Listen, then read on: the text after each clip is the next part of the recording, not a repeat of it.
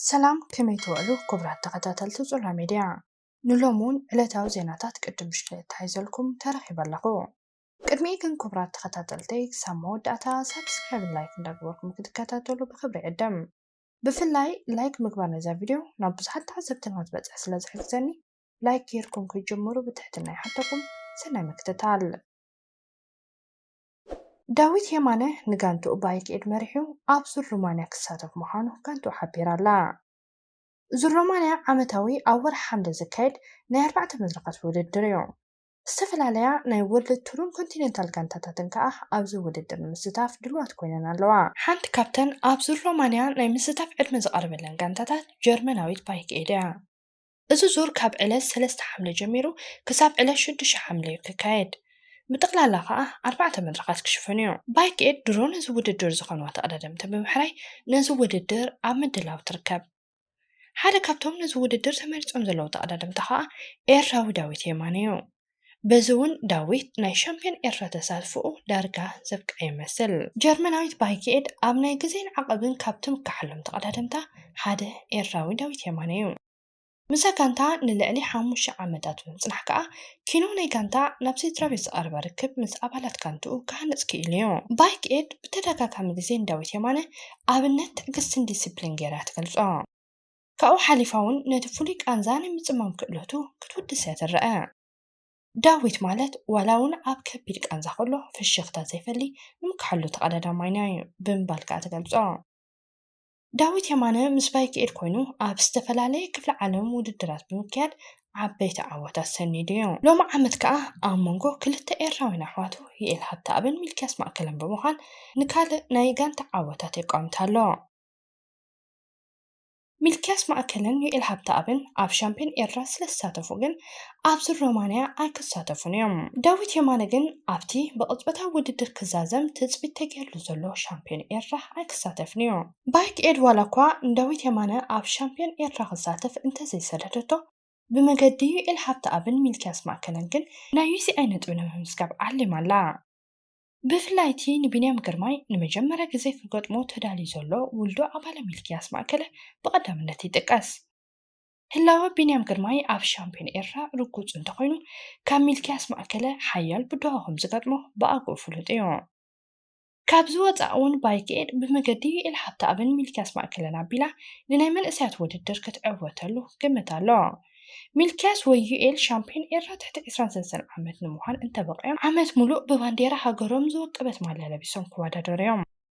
ዕዉት ሻምፒዮን ኤርትራ ትሕቲ 23 ዓመት ናይ 2024 ዝኾነ ኣክሊሉ ኣረፋይነ ክሳብዛ ሰዓት ብባንዴራ ሃገሩ ወቂቡ ውድድራቱ ከካይድ ፀኒሑ በዚ መሰረት ባይክኤድ ኣብ ሻምፒዮን ኤርትራ ብመገዲ ክልተ ተቐዳደምታ ንክልተ ማልያታትን ናይ UCI ነጥብን ከተቋምት ከላ ኣብ ዙር ሮማንያ ከዓ ብመገዲ ምኩር ኣባላ ዳዊት የማነ ንምዕዋት ተዳልያላ በዚ ኣጋጣሚ ንዳዊትን ጋንትኡን ኣብ ዙር ሮማንያ ሰናይ ዕድል ንምንየሎም ናብ ካልኣይ ዜናና ምስ ንሰግር ኤርትራዊ ኣጥቃዓይ ዓሊ ሱሌማን ዝበለፀ ተፃዋታይ ፕሪምየር ሊግ ኢትዮጵያ ብምዃን ተሸሊሙ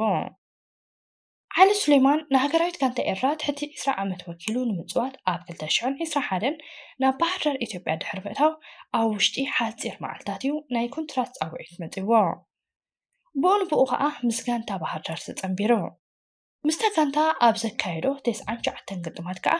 52 ሾታታት ከመዝገብ ክኢሉ ካብኡ ቀፂሉ እውን ምስ ጋንታ ሃዋሳ ተፀንቢሩ ኣብ ዝሓለፈ 2 ዓመታት ከዓ ዝበለፀ ኣመስጋቢ ጎል ብምዃን ኣከታቲሉ ንወርቂ ጫማ ናይ ኢትዮጵያ ሊግ ክዕወት ክኢሉ ኣብ ዝሓለፈ ሰሙን ከዓ ኣብ ሓያል ውድድር ንብሉፅ ተፃዋታይ ፕሪምየር ሊግ ኢትዮጵያ 2025 ክወዳደር ፀኒሑ እዚ ውድድር ዝዓበየ ውፅኢቱ ብናይ ደገፍቲ ድምፂ ዝውሰን ኣብ ወግዓዊ ናይ ቴሌግራም ኣካውንት ከዓ ዓሊ ሱሌማን ዝርከቦም ሓያል ውድድር ናይ ድምፂ ተዓዘብቲ ከካይዱ ቀኒዮም እዚ ውድድር ክጅመር ከሎ ኢትዮጵያን ተፃወትዮም ብዓብላሊ ድምፂ መሪሖም ነይሮም ድሕሪ ውሑድ መዓልታት ብዝተገብረ ሓያል ጎስጓስ ናይ ጋዜጠኛታትን ጉዱሳት ኤርትራውያንን ግን ኣብ ውሽጢ 2 ሰዓታት እቲ ውድድር ካልእ መልክዕ ብምሓዝ ዓሊ ሱሌማን ብ42 ሚእታዊት ነዚ ውድድር ቀለሶ ዓሊ ኣንጻር ዝበዝሐ ቁጥሪ ህዝቢ ዝነበሮም ኢትዮጵያውያን ተጻወቲ ኩዕሶ እግሪ ገጢሙ ዝዓወቶ ምስጢር ከዓ ኩሉ ኤርትራዊ ቅዱስ ድምፂ ስለ ዝኾነ እዩ። ሎሚ ቀዳም እምበኣር ዓሊ ድሕሪ ወግዓዊ ዓወቱ ንኩሎም ድምፂ ዝሃቦ ደገፍቱን ኣብ ጎኑ ኮይኖም ዝኮስኮስሉ ውልቀ ሰባትን ኣመስጊኑ ኣሎ።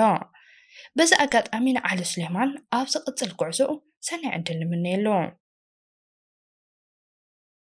ናብ ናይ መወዳእታ ዜናና ምስ ንሰግር